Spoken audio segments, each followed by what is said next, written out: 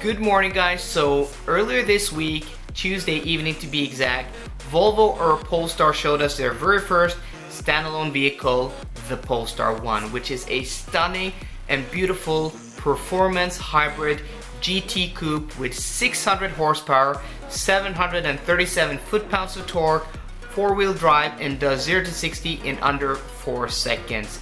So the drivetrain is basically based on the T8. So we have a battery pack in the middle, we have a battery pack on the rear axle. That's new for this car. And instead of one electric motor on the rear axle with 87 horsepower, you have two motors, each with 109 horsepower. And then you have the gas engine up front. You have another electric motor for, the crankshaft. So combined 600 horsepower. And this is very exciting because this is exactly what I talked about and predicted and was hoping Polestar would do in this video, or in a video a few months back. Check that out up there in the right corner. But this is basically the powertrain I've been dreaming about and I was hoping that Polestar would make. So what's really exciting is that you have a battery pack in the middle and on the rear axle, giving this car 35 or 34 and a half kilowatt hours, meaning 93 miles of pure electric range, and that's till this date the furthest you can go in any hybrid vehicle on the market. But well, the car is about 1.5 years down the road, so in the meantime I'm not that excited, because in the meantime there might come out cars which will have superior or better range than this car. But still, 93 miles, 150 kilometers of pure electric range is quite amazing. So what we know is that this car is based on the SPA platform and is also based on the concept coupe Volvo showed back in 2013. But if you look at the car, it has a lot of design cues from the S90, which isn't a bad thing.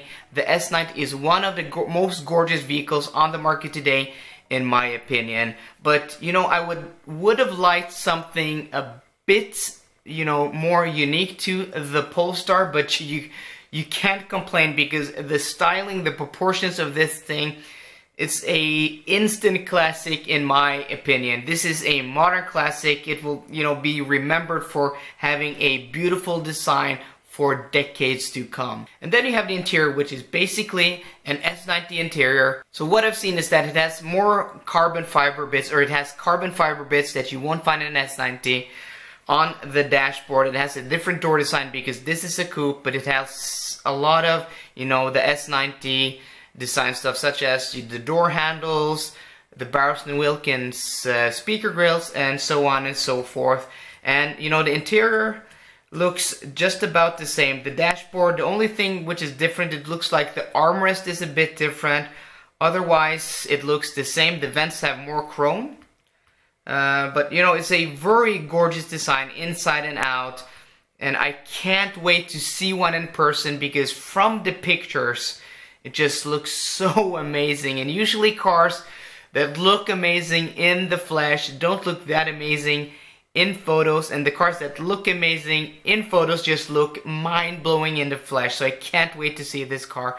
It's so gorgeous. The proportions is really nice. And though it's based on the S90 platform, the S90 is 5 meters and 15 centimeters long, so it's a full-size sedan.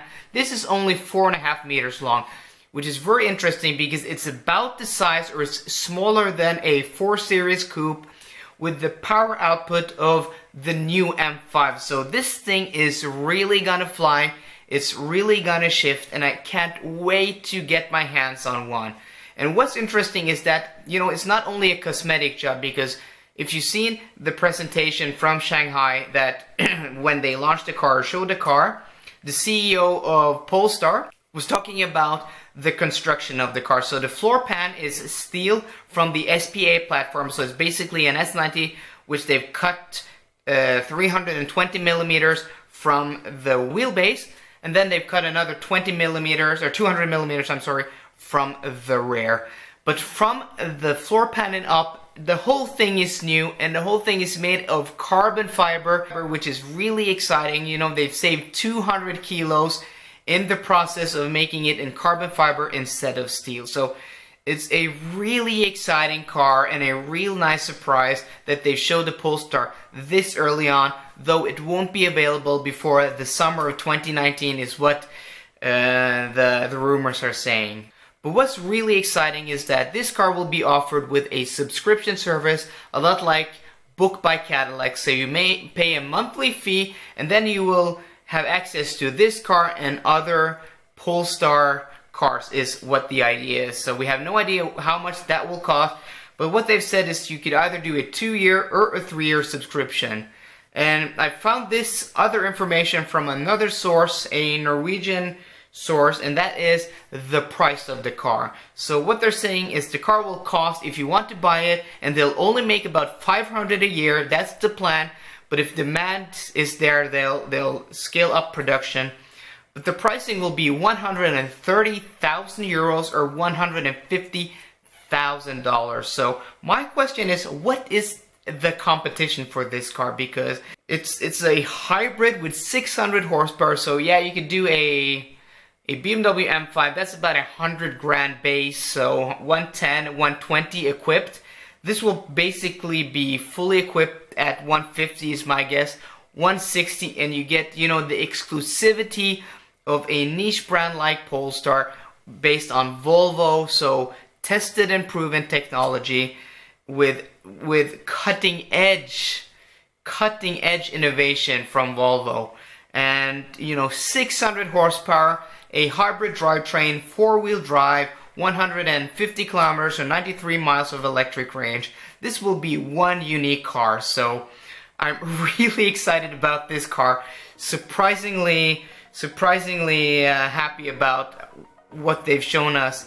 So it's really exciting, and if you go to their website you can sign up for a Polestar, and of course I've done that.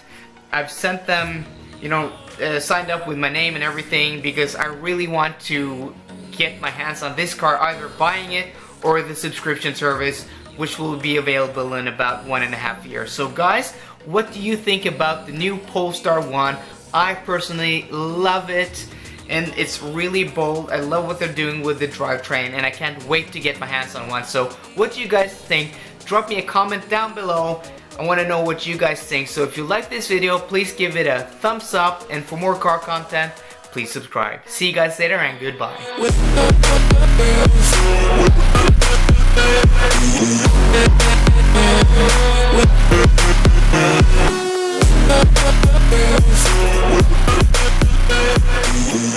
back.